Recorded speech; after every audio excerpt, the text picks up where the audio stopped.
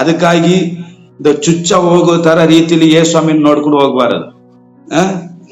ಚುಚ್ಚ ಹೋಗ್ತಾರಲ್ಲ, ಹುಚ್ಚ ಬಾತ್ರೂಮ್ಗೆ ಹೋಗಿ ಹುಚ್ಚ ಬೇಗ ಹೋಗಿ ಬರುತ್ತಾರೆ.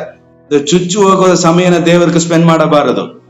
ಮುಂಜಾನೆ ಕರ್ತನಕ್ಕೆ ಮುಂದೆ ನಿಂತುಕೊಂಡು ದೇವರ ನುಡಿ ನಿನ್ನ ಕಿವಿಲಿ ಬೀಳಬೇಕು. ದೇವರ ಸ್ವರ ಬೀಳುವ ತನಕ ನೀ ಕಾಯ್ದುಕೊಂಡಿರಬೇಕು. ಆದ ಮೇಲೆನೆ ನೀ ಮಾಡಬೇಕು. ಹಂಗಂದ್ರೆ ಯೇಸು ಹಂಗೆ ಮಾಡಿದರು. ಹಲ್ಲೆಲೂಯಾ. ಯೇಸು ಹಂಗೆ ಮಾಡಿದರು. ಕೆಲವರು ಇವಾಗ ಅನೇಕ ಮಕ್ಕಳು ಪ್ರಾರ್ಥನೆ ಚುಚ್ಚ ಹೋಗುವಂತ ಪ್ರಾರ್ಥನೆ ರೀತಿಯಲ್ಲಿ ಇರುತ್ತದೆ. ಈ ಪ್ರಾರ್ಥನೆನ ಅದು never doing that right. Okay, ದೇವರ ಸ್ವರ ನಮ್ಮ ಕಿವಿಲಿ ಬೀಳಬೇಕು.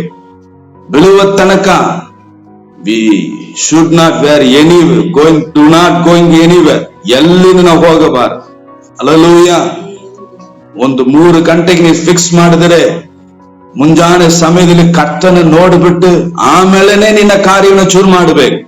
ಆಮೇಲೆ ನಿನಗೆ ಹೆಂಡತಿ, ಆಮೇಲೆ ನಿನಗೆ ಗಂಡ, ಆಮೇಲೆ ನಿನಗೆ ಮಕ್ಕಳು, ಆಮೇಲೆ ನಿನಗೆ ಸೇವೆ, ಆಮೇಲೆ ನಿನಗೆ ಚರ್ಚು, ಆಮೇಲೆ ನಿನಗೆ ವಿಶ್ವಾಸಿ.